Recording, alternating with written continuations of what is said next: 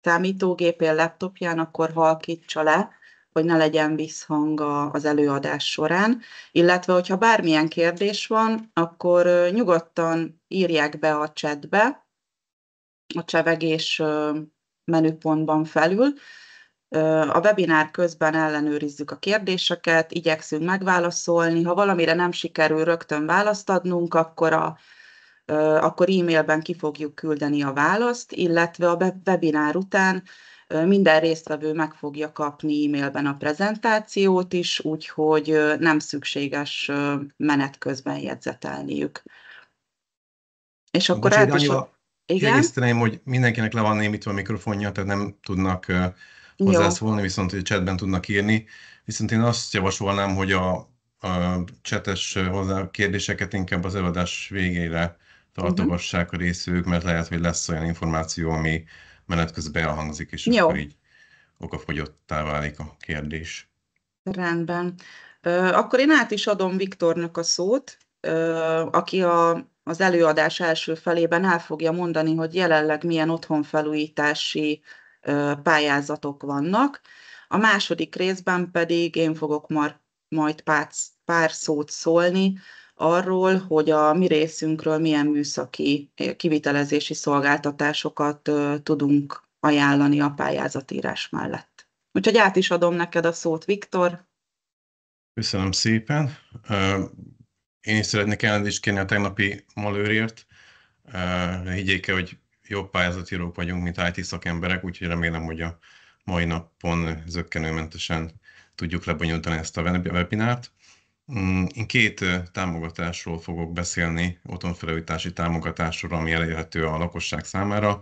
Az egyik az a KEHOP néven futó otthonfelújítási hitelprogram, a másik pedig a vidéki otthonfelújítási program.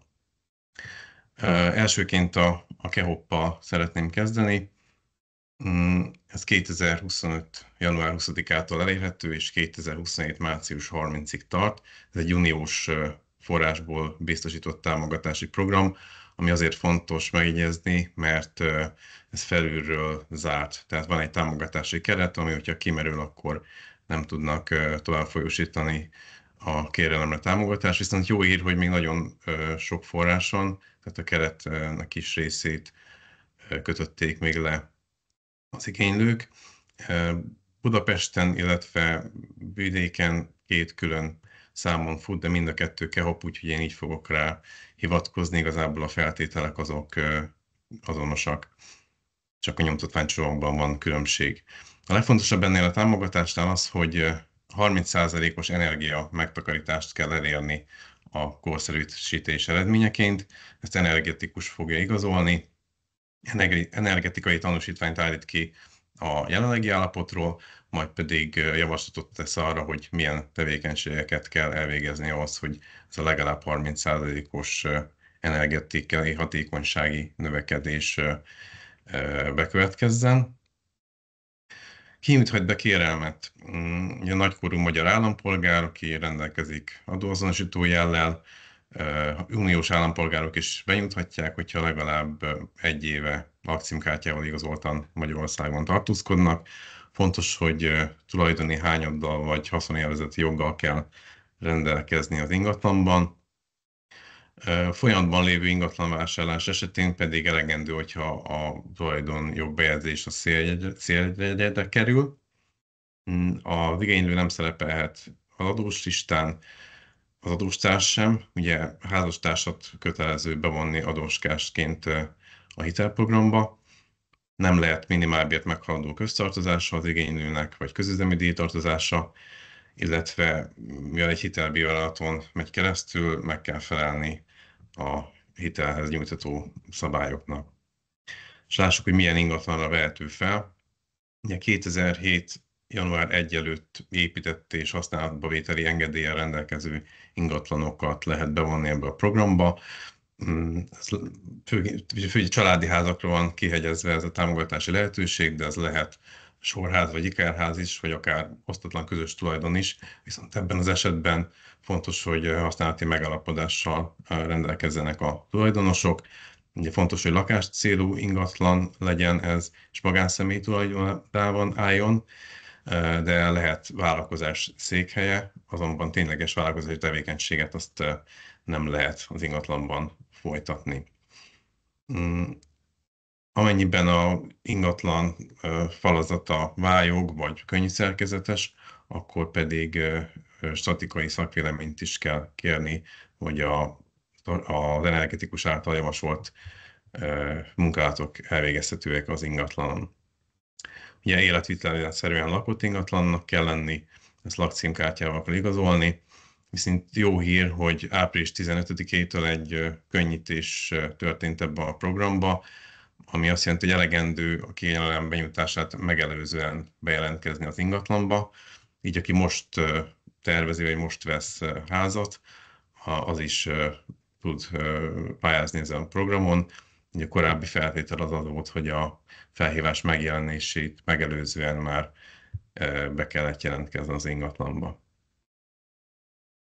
Na és milyen tevékenységek támogathatóak? Ugye a 30%-os energiahatékonyság növeléséhez fontos, hogy le legyenek a falak szigetelve, födémszigetelést is lehet elvégezni, külső nyílászárók cseréjét, használati melegvíz rendszer korszerűsítését.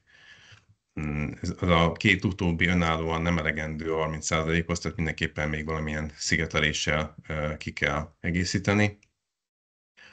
Fűtéskorszerűsítés is támogatható, hőszivattyú telepítése, vagy szekunder fűtési kör kialakítása.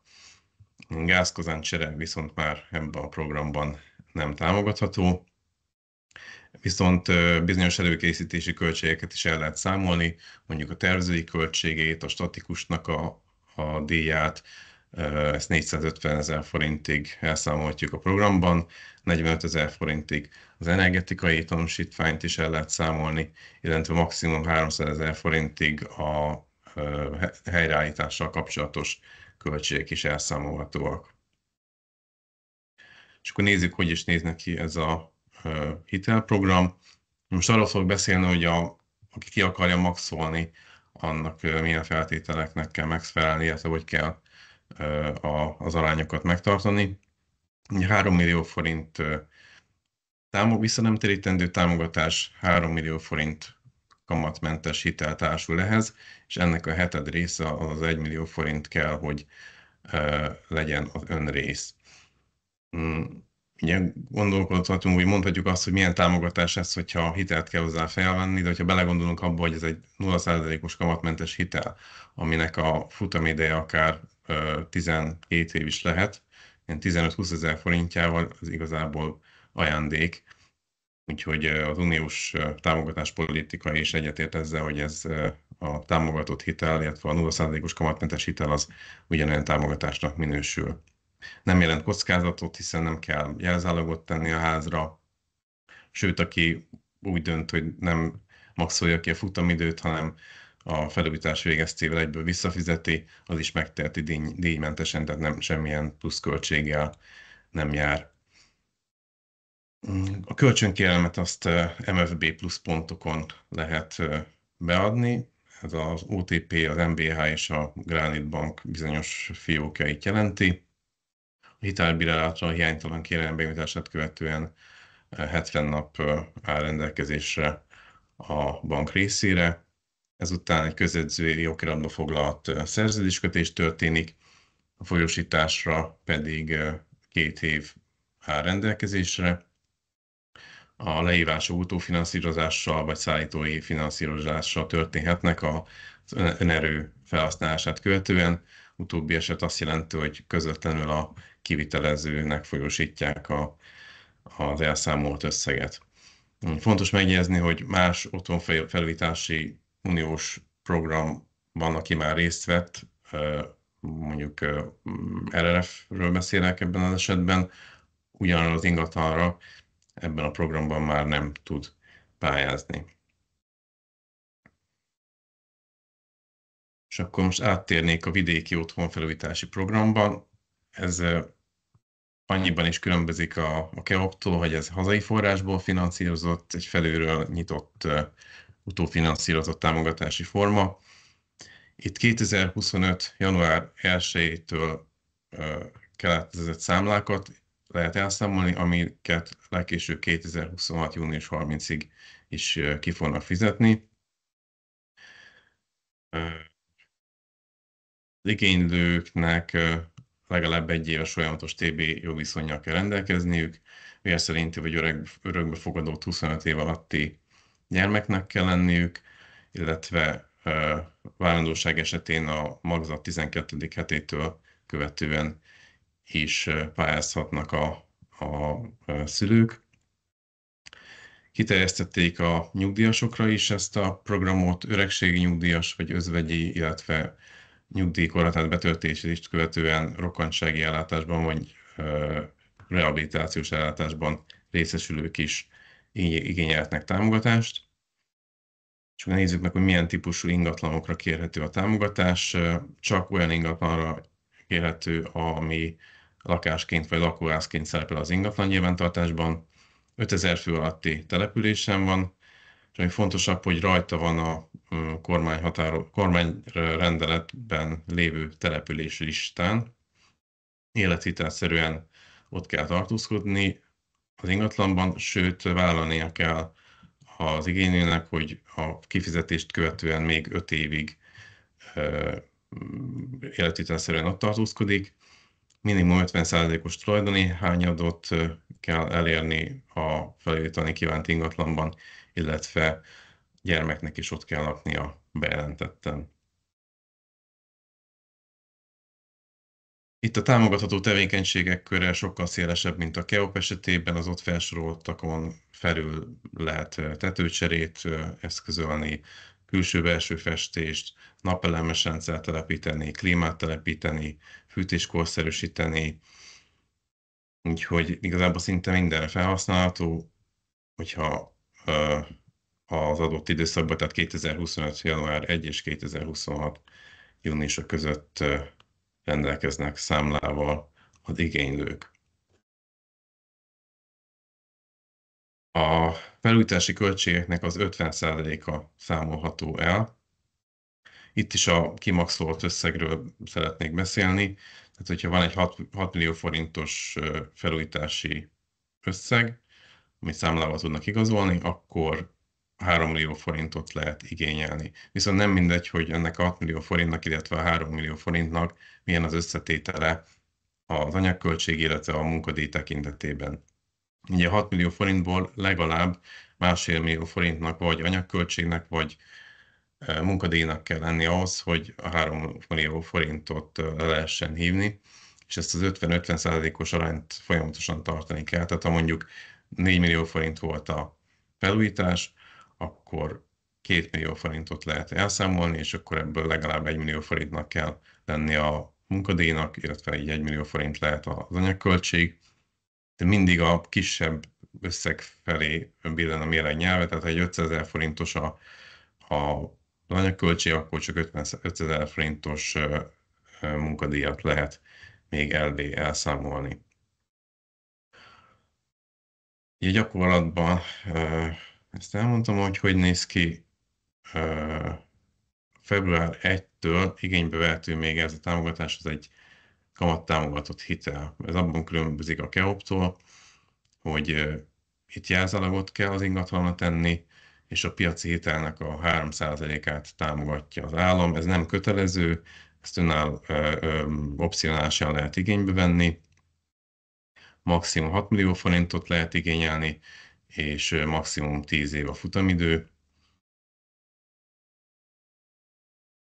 És fontos még azt kiemelni, hogy azok a számlák nyújtatók be, aminek a utolsó kifizetését követően nem telt el 60 nap. Tehát a számla utolsó kiegyenlítését követő 60 napon be kell nyújtani a kincstárhoz az igénylést, ezért nem érdemes elsietni, tehát érdemesebb inkább összevárni az összes számlát és a végén elszámolni a rendelkezésre álló határidőig. A támogatás az utólagos elszámolás alapján történik, tehát először ki kell fizetni a számlákat, majd utána a kincstárhoz benyújtani. Az elbírálás elektronikus benyújtás esetén minimum 30 nap, ezt a hiánypótlási határidővel ugye még kitolható. Amit még fontos itt megjegyezni, hogy aki 2021-22-es időszakban, a korábbi 3+3-as otthon támogatási vagy felújítási programban már részt vett, és ott kimaxolta a 3 millió forintos támogatási összeget, az már nem jogosult erre a támogatási formára, de hogyha ott még maradt elszámolható a költség, mondjuk csak a felét számolt el, akkor azok is részt vehetnek ebben a programban. És jó hír még, hogy ezt a két támogatást lehet kombinálni, tehát a KEOP-ot és a vidékit, amennyiben 5000 fő alatti településen él az igénylő, és akkor így akár összességében egy 6 millió forintos visszanemtérítendő támogatásra tehet szert a lakástulajdonos. Igazából ennyit szerettem volna mondani erről a két támogatásról, és akkor most Ildi, vissza is adnám neked a szót a kivitelezéssel kapcsolatban, hozz meg velünk néhány információt. Köszönöm, Viktor. Egy pár szót szeretnék szólni a kivitelezési részről. Annyival kezdeném, hogy annyit érdemes rólunk tudni, hogy mi alapvetően egy pályázati iroda vagyunk. Több száz ügyfelünk volt még pár évvel ezelőtt az előző 3+3-as vidéki otthonfelújítási támogatás keretében. Amikor az a program lezárult, akkor bizonyára a résztvevők közül sokan részt vettek, vagy hallottak róla. Volt több napelemes lakossági pályázat, nyilászáró cserével, klímatelepítéssel, hőszivattyú telepítéssel kombinálva, amin szintén jelentős számú ügyfelet kezeltünk, illetve még mindig az elszámolásaikat kezeljük pályázatíró irodaként, és ebben az időszakban az ügyfeleink igényei miatt létrehoztunk egy műszaki projektirodát is, aminek az a lényege, hogy azok az ügyfelek, akik szeretnék egy kézbe tudni a pályázatírást és a műszaki kivitelezést, ott a mi cégünk szerepel kivitelezőként a pályázatban. Ugye ez azért fontos, mert egyre gyakoribb, hogy a pályázati konstrukciók kemény kihívások elé állítják a kivitelezőket is. Gondolok itt a kivitelezői dokumentációk komplexitására, anyagokkal szembeni előírásokra, műszaki előírásokra, számlázási, illetve minden egyéb beszámolói kötelezettségekre, amiket egy simán csak kivitelezéssel, vagy csak egy szakmunkával foglalkozó kivitelezőnek nincs kapacitása arra, hogy ilyen jellegű pályázati előírásokkal foglalkozzon, és emiatt veszélybe kerülhet magának a pályázónak is a pályázati projektje, ami már járt azzal, hogy a pályázótól a már megítélt támogatói okiratot visszavonták, simán azért, mert a kivitelező nem volt kompetens a pályázati konstrukcióban. Ezért hoztunk létre egy műszaki projektirodát. Itt is több száz ügyfelünk volt már műszaki kivitelezésen, lakossági napelemes pályázatokban, illetve már számos ügyfelünk van a KEHOP-os pályázatban. Ugye itt a két pályázat közül, a KEHOP és a vidéki otthonfelújítási program közül a KEHOP az, amelyik szigorúbb a dokumentációt tekintve, tehát ott nagyon magasak az elvárások az anyagokat, elszámolásokat, dokumentumokat, számításokat illetően. Úgyhogy ez az, amire mi is jobban fókuszálunk. Hogyha váltasz egyet, Viktor, a PPT-n, azt megköszönöm. A műszaki projektirodánk PS Energia márkanév alatt fut. A dián láthatják, hogy milyen termékekkel, milyen szolgáltatásokkal foglalkozunk. Ahogy látszik a listából, ez az elmúlt időszak és a jelenleg futó pályázatoknak a műszaki elemeihez kapcsolódik. Foglalkozunk napelemes rendszerekkel, a hozzá kapcsoló energiatárolóval, hőszivattyú telepítéssel, itt a levegő, tehát a sima split klímákat is értem, illetve a levegővizes hőszivattyúkat, nyílászáró cserével, épületgépészettel, hőszigeteléssel, illetve mérőhely szabványosítással és egyéb villanyszerelési munkálatokkal. Ami előny a mi konstrukciónkban, hogy a pályázatíró kollégák és a műszaki kollégák egy irodában dolgoznak, tehát nagyon szoros az együttműködés a kollégák között, és ahogy említettem, a kivitelezési műszaki dokumentációkat is pontosan a pályázathoz tudjuk igazítani, illetve lekövetni a pályázatban történt változásokat, így a műszaki oldalon sem tud elcsúszni a dolog. Megint váltasz egyet, Viktor, kérlek? Napelemes rendszerekben ez egy nagyon közkedvelt termék. Ezt a vidéki otthonfelújítási programba lehet elszámolni.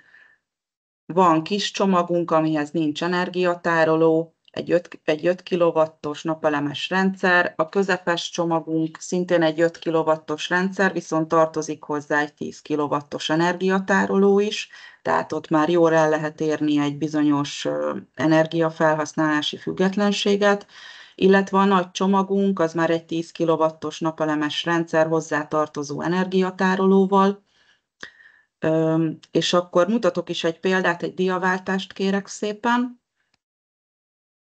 A közepes napelemes csomagunk, ahogy látják a fotón, ez az egyik ügyfelünknek az ingatlanján telepített napelemes rendszer, háromfázisú hibrid szofárinverterrel, 10 kW-os szofár akkumulátorral, 5 kW összteljesítményű TIR 1-es napelempanellel, ez 12 darab napelempanelet jelent, Enerak tartószerkezettel. A telepítés egy nap alatt megvan, beüzemeléssel, tesztüzemmel, és természetesen a teljes áramszolgáltatói csatlakozási engedélyeztetést is intézik a kollégáink. Ez egy vidéki, ennek a bekerülési értéke 4,6 millió forint, ami vidéki OFT támogatással ugye a fele 2,3 millió forint 7 éves megtérüléssel. És akkor van még egy szigetelés példám is, amit mind a vidéki otthonfelújításban, mind a KEOP-os pályázatban lehet elszámolni. Szintén egyik ügyfelünknek az ingatlanja, ahol egy homlokzati hőszigetelés történt, illetve nála volt kazáncsere is, meg födémszigetelés is. A homlokzati szigetelés során ugye nagyon fontos, hogy csak az EMI Non-Profit Kft. Által jóváhagyott anyagokat lehet használni. Tehát ez egy szűkített lista, nem fogadnak el mindenféle hőszigetelő anyagot. Ebből a listából mi általában a 15 cm-es Austrotherm fehér hungarocellel dolgozunk, 10 cm-es lábazati szigetelővel, és akkor ez kompletten alapvakolattal, színnel, állványozással 150 négyzetméterre, ez egy 4.680.000-es hőszigetelési projekt volt. Ebből a KEHOP keretében a visszanemtérítendő támogatás az 2.340.000 forint, illetve 10 évre felvett kamatmentes hitel szintén 2.340.000 forint, aminek a havi törlesztő részlete 19.500 forint. A hitel futamideje alatt a fennmaradó összeget teljesen költségmentesen lehet végtörleszteni, és az ügyfelünk nyílászáró cserével, födémszigeteléssel együtt több mint 40% primer energia megtakarítást ért el. ezen a projekten. Úgyhogy így nagyjából így kell elképzelni ezeket a műszaki megoszlásokat, támogatásokat. És akkor én visszaadom a Viktor a szót, még azt hiszem van egy diád a gyakori buktatókról. Köszi, igen. Kicsit beszélnék arról, hogy milyen nehézségeket okoz egy ilyen pályázatnak a lehívása, benyújtása, elszámolása. Ugye a KEOP az uniós projekt, és azt tudni kell, hogy mindent flottul kell benyújtani az előírásoknak megfelelően, több oldalas útmutatók és felhívás alapján kell ezeket a dokumentumokat összeállítani. Ja, az szokott általában a legnagyobb probléma lenni, hogy a benyújtandó dokumentumoknak a köre az folyamatosan változik, változtatják. Lehet, hogy ami múlt hónapban még jó volt, az most már nem felel meg a banknak. Úgyhogy erre nagyon fontos figyelni, nyomon követni. Másik buktató lehet még a kivitelező. Ugye nem véletlenül olyan szakemberre kell bízni ezt a munkálatot, aki tudja, hogy milyen termékeket kell benyújtani, milyen beépíteni, hogy kell egy szerződést megírni, hogy kell az ajánlatot szállítani. Tehát fontos, hogy kompetens és felkészült kivitelezőt válasszunk, amennyiben el szeretnénk számolni a támogatási összeget. Probléma lehet még az, hogy a kivitelező nem megfelelő pénzügyi bizonylatot állít ki, amikor az szintén megakaszthatja a kifizetést. Ugye nem megfelelő kulcstermékeket használ a beépítés során. Hogyha mondjuk az energetikus nem jó energetikai tanúsítványt készít, vagy nem rendelkezik számmal ez a tanúsítvány, akkor szintén nem lehet benyújtani. Előfordul, hogy a hiteli vérállaton bukik el valaki. Ugye vannak szabályok, hogy 50 vagy 60%-ánál nem lehet több a jövedelmétől valakinek az adott hiteltörlesztő részlete.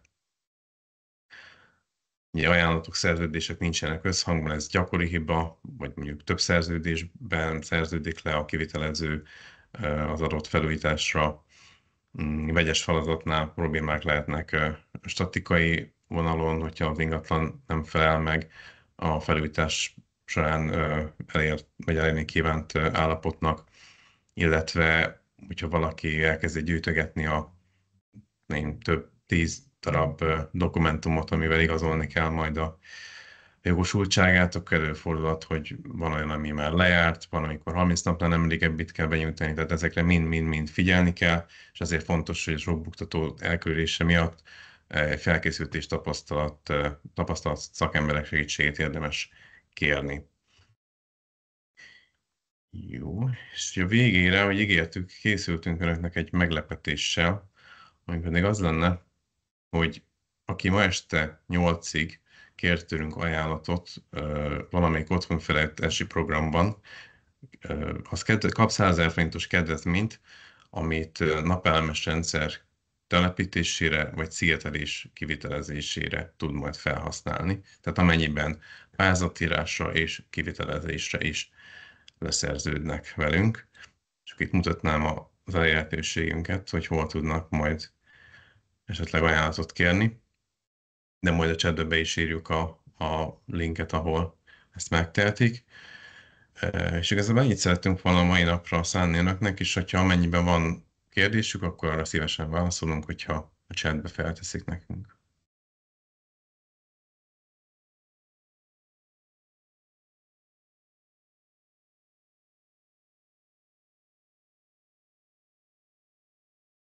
Ha nincs, akkor viszont köszönjük a figyelmet.